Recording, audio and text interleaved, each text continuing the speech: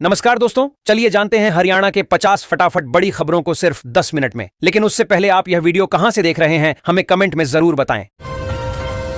बांग्लादेश में हिंदुओं पर हो रहे अत्याचार के खिलाफ अंबाला में आक्रोश। हिंदू संगठनों ने जमकर किया प्रदर्शन। अंबाला छावनी में विश्व हिंदू परिषद, बजरंग दल और दुर्गा वाहिनी ने बांग्लादेश में हिंदू अल्पसंख्यकों के खिलाफ हिंसा के विरोध में प्रदर्शन किया। मनसिंह में दीपू दास की हत्या के विरोध में कार्यकर्ताओं ने सदर बाजार चौक पर हनुमान चालीसा का पाठ किया और बांग्लादेश में हिंदू विरोधी हिंसा रोकने की मांग की। बल्लभगढ़ से पलवल तक चलेगी मेट्रो, हजारों लोगों को सफर होगा। आसान केंद्रीय सहकारिता। राज्य मंत्री कृष्णपाल गुर्जर ने हथीन अनाज मंडी में मार्केट कमेटी के नवनियुक्त चेयरमैन हरजीत डागर के पद ग्रहण समारोह में कहा कि भाजपा सरकार के कार्यकाल में बल्लभगढ़ से पलवल तक मेट्रो चलाई जाएगी। उन्होंने कहा कि पिछले 11 वर्षों में देश में विकास कार्यों को गति मिली है। भाजपा सरकार में हथीन क्षेत्र में सड़कों का जाल बिछाया गया है और महिला कॉलेज खोला गया है। बच्चे के व्यक्तित्व से लेकर स्वास्थ्य तक सब कुछ दर्ज। हरियाणा सरकारी स्कूलों में नया बदलाव। हरियाणा के सरकारी स्कूलों में कक्षा 1 से 5 तक के छात्रों के लिए इस साल होलिस्टिक प्रोग्रेस कार्ड जारी किए जाएंगे। निपुण हरियाणा मिशन के तहत यह कार्ड बच्चों के 360 डिग्री मूल्यांकन को दर्शाएगा, जिसमें एकेडमिक प्रदर्शन के साथ साथ सामाजिक व्यवहार और स्वास्थ्य जांच भी शामिल होगी। बजट की कमी के कारण कार्ड वितरण में देरी हुई, लेकिन अब सोनीपत जिले में कार्ड ब्लॉक स्तर पर वितरित किए जा रहे हैं। क्या है दिल्ली में प्रदूषण की सबसे बड़ी वजह? ग्रेप 4 की पाबंदियां भी बेअसर।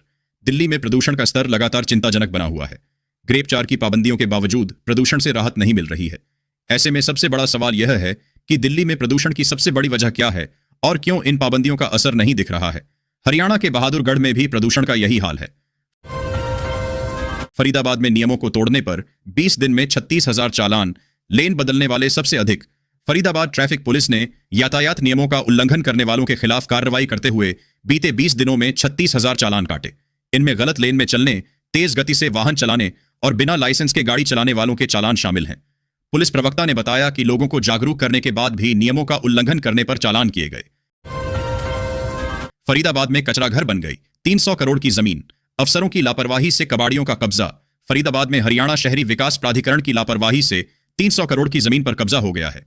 सेक्टर 98 में 16 एकड़ जमीन, जिसकी कीमत 300 करोड़ है, कचरा घर बन गई है। अधिकारियों की मिलीभगत से कबाड़ियों और झुग्गियों का कब्जा है, जिससे उद्यमी परेशान हैं। मुख्यमंत्री को शिकायत के बावजूद कार्रवाई नहीं हो रही है। अभियान से जुड़े 25,000 से ज्यादा लोग। मंत्री भूपेंद्र यादव को लिखा पत्र। रखी ये बड़ी मांग। फरीदाबाद में अरावली की नई परिभाषा का विरोध जारी है। सेव अरावली ट्रस्ट के पदाधिकारियों ने केंद्रीय पर्यावरण मंत्री भूपेंद्र यादव को पत्र लिखकर विरोध जताया है। ट्रस्ट ने ऑनलाइन हस्ताक्षर अभियान भी चलाया है, जिसमें 25,000 से अधिक लोग जुड़ चुके हैं। नई परिभाषा से अरावली पर्वतमाला के अधिकांश हिस्से के नष्ट होने का खतरा है। अरावली को हर स्वरूप में स्वीकार करने की मांग की जा रही है। चुनाव सुधारों पर जबरदस्त हंगामा। सदन में चर्चा से भागी कांग्रेस। निंदा प्रस्ताव पारित।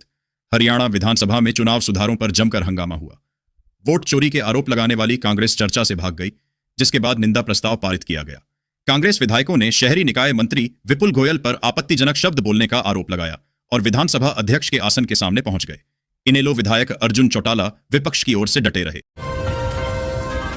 कांग्रेस और राहुल गांधी को आंबेडकर के संविधान में नहीं है भरोसा। सीएम नायब सैनी ने विपक्ष पर किया पलटवार। हरियाणा के मुख्यमंत्री नायब सिंह सैनी ने चुनाव सुधारों पर विधानसभा में कांग्रेस के शामिल न होने पर सवाल उठाए। उन्होंने कहा कि कांग्रेस और राहुल गांधी सदन से बाहर वोट चोरी के झूठे आरोप लगाते हैं और चर्चा से भागते हैं। सैनी ने कहा कि कांग्रेस मतदाताओं के विश्वास और संवैधानिक संस्थाओं पर सवाल उठा रही है और विपक्ष भ्रम फैला रहा है। अरावली को बचाने के लिए आगे आए हरियाणा के कांग्रेस नेता सदन में सरकार से भी मांगा जवाब। कल करेंगे अनशन। हरियाणा कांग्रेस ने अरावली क्षेत्र में खनन की अनुमति देने पर केंद्र सरकार की आलोचना की है। भूपेंद्र सिंह हुड्डा ने कहा कि इससे पर्यावरण को नुकसान होगा और जल संकट बढ़ेगा। कांग्रेस नेता निशित कटारिया ने अरावली को बचाने के लिए आंदोलन शुरू करने की घोषणा की है, जिसका नाम अरावली सत्याग्रह रखा गया है। किसानों को पारदर्शी तरीके से दिया मुआवजा। विपक्ष के सवाल पर बोले विपुल गोयल। सदन में इस मुद्दे पर हुआ हंगामा। हरियाणा विधानसभा में किसानों के मुआवजे को लेकर हंगामा हुआ। विपक्ष ने सरकार पर झूठी घोषणा करने का आरोप लगाया। भूपेंद्र सिंह हुड्डा ने मुआवजे के लिए दोबारा सर्वे कराने की मांग की। कई विधायकों ने मुआवजा वितरण में अनियमितताओं का मुद्दा उठाया। राजस्व मंत्री विपुल गोयल ने पारदर्शी तरीके से मुआवजा देने का आश्वासन दिया और जांच कराने की बात कही। हर जिले में एक मॉडल अस्पताल। 10 बन चुके, 22 पर चल रहा काम। कांग्रेस विधायक के सवाल पर सीएम सैनी का जवाब। मुख्यमंत्री नायब सिंह सैनी ने कहा कि हरियाणा में हर जिले में सभी सुविधाओं से लैस एक मॉडल अस्पताल बनाया जा रहा है, जिनमें से 10 पहले ही बन चुके हैं और 22 पर काम चल रहा है। इन अस्पतालों में सीटी स्कैन, अल्ट्रासाउंड और एमआरआई जैसी सुविधाएं होंगी। सरकार ने एमबीबीएस की सीटें भी बढ़ाई हैं और स्वास्थ्य सेवाओं को बेहतर बनाने के लिए कई कदम उठाए जा रहे हैं। हांसी के बाद हरियाणा में बनेंगे 3 और नए जिले, विधानसभा में उठी मांग। इन नामों पर लग सकती है मुहर। हरियाणा का प्रशासनिक नक्शा बदल गया है। हांसी नया जिला होगा, जिसमें हांसी और नारनौंद उपमंडल शामिल होंगे। विधानसभा के शीतकालीन सत्र में डबवाली, गोहाना और असंध को भी जिला बनाने की मांग उठी। मुख्यमंत्री नायब सिंह सैनी ने हांसी को जिला बनाने की घोषणा की थी, जिसके बाद अधिसूचना जारी की गई। हिसार के हांसी और नारनौंद उपमंडलों को अलग कर नया जिला बनाया गया है। हांसी बना हरियाणा का 23वां नया जिला, उपमंडल में शामिल होगा नारनौंद। मुख्यमंत्री की घोषणा पर लगी मुहर। हरियाणा सरकार ने हांसी को नया जिला बनाने की अधिसूचना जारी कर दी है। हांसी में हांसी और नारनौंद उपमंडल शामिल होंगे।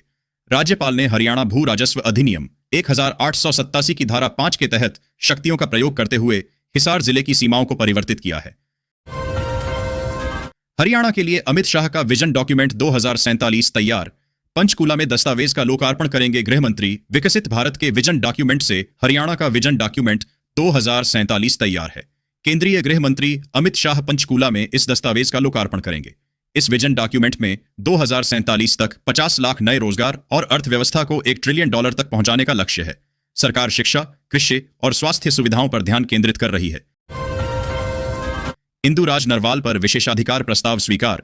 कांग्रेस विधायकों का सदन से वॉकआउट।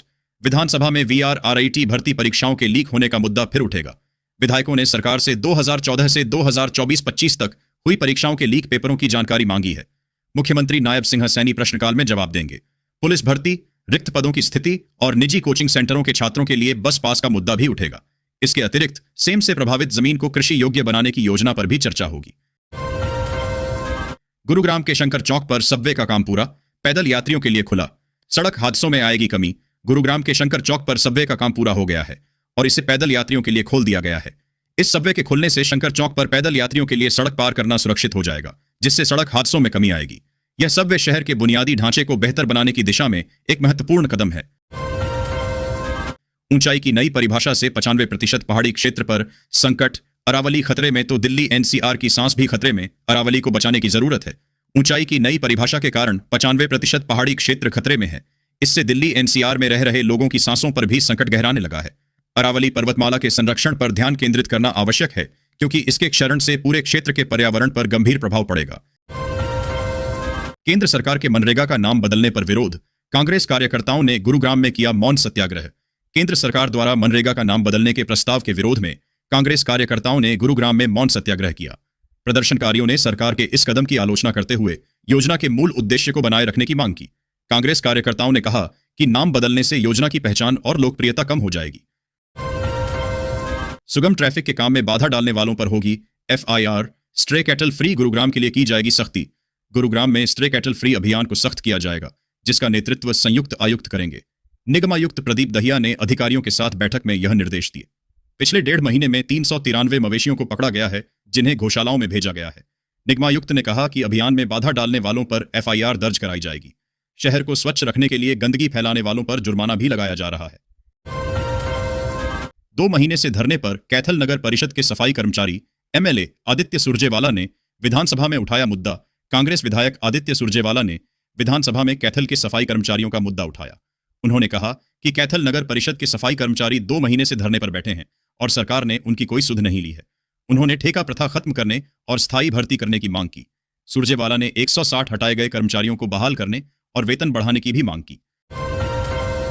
कैथल में धुंध और ठंडी हवाओं से बढ़ी ठिठुरन। कड़ाके की ठंड गेहूं की फसल को दे रही बूस्ट। कैथल में धुंध और ठंडी हवाओं के चलते ठिठुरन बढ़ गई है, जिससे जनजीवन प्रभावित हुआ है। अधिकतम तापमान में 3 डिग्री की गिरावट दर्ज की गई है। इस ठंड का गेहूं की फसल को सबसे ज्यादा फायदा हो रहा है। मौसम वैज्ञानिकों के अनुसार अगले 24 घंटों में ठंड से राहत की कोई संभावना नहीं है। बाजारों में ग्राहक कम आ रहे हैं, लेकिन किसान अपनी गेहूं की फसल को लेकर खुश हैं। हरियाणा का नारनौल प्रदेश में सबसे ठंडा। एक ही जिले में तापमान का बड़ा अंतर। विजिबिलिटी 80 मीटर तक सिमटी। हरियाणा के महेंद्रगढ़ जिले में सर्दी और कोहरे का असर तेज हो गया है। नारनौल 6.0 डिग्री सेल्सियस के साथ प्रदेश का सबसे ठंडा स्थान रहा। सुबह के समय दृश्यता घटकर 80 मीटर तक रह गई, जिससे लोगों को परेशानी हुई। जिले के तापमान में भी अंतर देखा गया। नारनौल में 6.0 डिग्री सेल्सियस और महेंद्रगढ़ में 9.9 डिग्री सेल्सियस दर्ज किया गया। विशेषज्ञों के अनुसार आने वाले दिनों में ठंड और कोहरे का असर और बढ़ सकता है। दिल्ली एनसीआर तक छाया नूह का देशी गेहूं, बना किसानों की पहली पसंद। नूह का देशी गेहूं दिल्ली एनसीआर तक अपनी पहचान बना चुका है, जो किसानों की पहली पसंद बन गया है। हरियाणा के इस क्षेत्र में गेहूं की खेती को बढ़ावा मिल रहा है, जिससे स्थानीय किसानों को अच्छा मुनाफा हो रहा है। यह गेहूं अपनी गुणवत्ता और स्वाद के लिए प्रसिद्ध है और तेजी से लोकप्रिय हो रहा है। मजदूरों की न्यूनतम मजदूरी दर बढ़ाने को लेकर कोर्ट का फैसला, अब इतनी मिलेगी रेट। जितने भी मजदूर हैं जो रोजाना मजदूरी का काम करते हैं और रोज की मजदूरी से अपना घर चलते हैं, उन मजदूरों के लिए सरकार की ओर से बड़ी घोषणा की गई है। आपको बता दें कि पिछले काफी समय से मजदूर मांग कर रहे थे कि सरकार जल्दी से जल्दी मजदूरों की रोजाना की जो मजदूरी दर है उसको बढ़ा दे। इसको लेकर काफी समय से मांग की जा रही है। आखिरकार सरकार ने पिछले 3 महीने से लगातार 4 बार बैठक बुलाई है और इसके बारे में फैसला लिया है।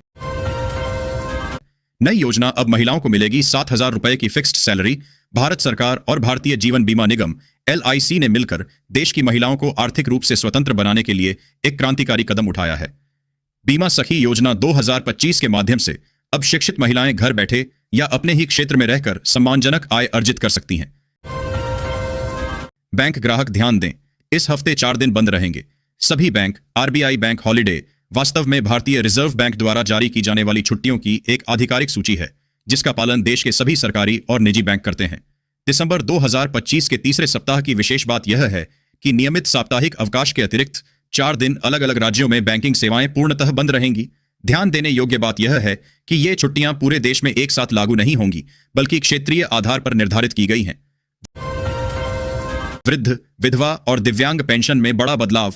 देश में लाखों वृद्ध नागरिक, विधवा महिलाएं और दिव्यांग भाई बहन अपने रोजमर्रा के खर्चों के लिए सरकारी पेंशन का इंतजार करते हैं।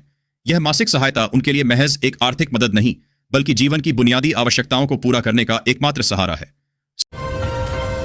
सोनीपत में CSIR UGC नेट का पेपर हल कराने का भंडाफोड़, 2 आरोपी और 37 अभ्यर्थी पकड़े गए। सोनीपत में CSIR UGC नेट परीक्षा का पेपर हल कराने वाले गिरोह का भंडाफोड़ हुआ है। पुलिस ने 2 आरोपियों और 37 अभ्यर्थियों को गिरफ्तार किया है। यह कार्रवाई परीक्षा में धोखाधड़ी और अनुचित साधनों के इस्तेमाल को रोकने के लिए की गई। पुलिस मामले की गहन जांच कर रही है। घने कोहरे और शीतलहर से कांपा रेवाड़ी, ट्रेनें चल रही लेट और बिजली ने लोगों को रुलाया। रेवाड़ी में ठंड का डबल अटैक हुआ है। घने कोहरे और शीतलहर ने लोगों को कंपा दिया। कोहरे से यातायात प्रभावित हुआ, ट्रेनें लेट हुईं और बिजली की लाइन में फॉल्ट आए। अधिकतम तापमान 15.6 डिग्री सेल्सियस दर्ज किया गया, जो सामान्य से काफी कम है। कृषि विशेषज्ञों के अनुसार ओस की बूंद जमने और कोहरे से फसलों को फायदा होगा। रेवाड़ी में 200 बिस्तरों के अस्पताल की मांग को लेकर ग्रामीणों का अनोखा प्रदर्शन, निकाला 25 किलोमीटर लंबा ट्रैक्टर मार्च। रेवाड़ी में ग्रामीणों ने 200 बिस्तरों के अस्पताल की मांग को लेकर अनोखा प्रदर्शन किया। उन्होंने 25 किलोमीटर लंबा ट्रैक्टर मार्च निकाला, जिससे क्षेत्र में अस्पताल की आवश्यकता पर जोर दिया गया। ग्रामीणों का कहना है कि बेहतर स्वास्थ्य सेवाओं के लिए अस्पताल जरूरी है और सरकार को इस पर ध्यान देना चाहिए। प्रदर्शनकारियों ने सरकार से जल्द अस्पताल निर्माण की प्रक्रिया शुरू करने की मांग की है।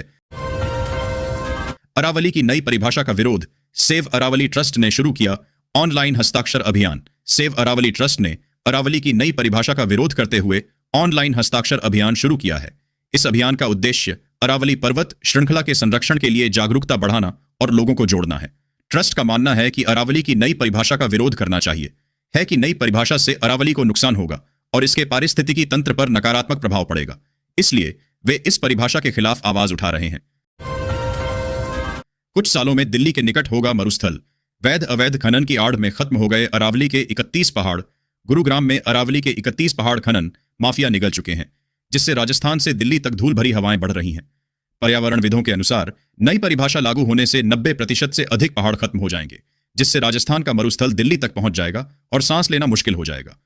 अवैध खनन के कारण वन्य जीव भी गायब हो गए हैं और अरावली की हरियाली कम होने से प्रदूषण बढ़ रहा है। हरियाणा रोडवेज कर्मचारी साझा मोर्चा की चेतावनी, 18 जनवरी को परिवहन मंत्री के आवास पर निकालेंगे न्याय मार्च। हरियाणा रोडवेज कर्मचारी साझा मोर्चा 18 जनवरी को परिवहन मंत्री अनिल विज के आवास पर न्याय मार्च निकालेगा। उनकी मांगे हैं कि सरकार कर्मचारियों की जायज मांगों को लागू करे, रोडवेज विभाग विरोधी नीतियों का विरोध करे और प्रदेश की जनसंख्या के आधार पर सरकारी बसें खरीदी जाएं। इसके लिए साझा मोर्चे ने 2 टीमों का गठन किया है, जो डिपो में मीटिंग करेंगी। पलवल में ट्रैफिक नियमों की उड़ रही धज्जियां, खतरे में लोगों की जान। पलवल में यातायात नियमों का उल्लंघन जारी है, खासकर विपरीत दिशा में गाड़ी चलाना। शहर के लोग पुलिस से बहस करते हैं और नियमों का पालन नहीं करते। पुलिस ने ट्रैफिक व्यवस्था सुधारने के लिए डिवाइडर और रेड लाइटें लगाई हैं, लेकिन लोग अभी भी नियमों का उल्लंघन कर रहे हैं, जिससे सड़क सुरक्षा खतरे में है। नागरिक चाहते हैं कि पुलिस विपरीत दिशा में गाड़ी चलाने वालों के खिलाफ सख्त कार्रवाई करे।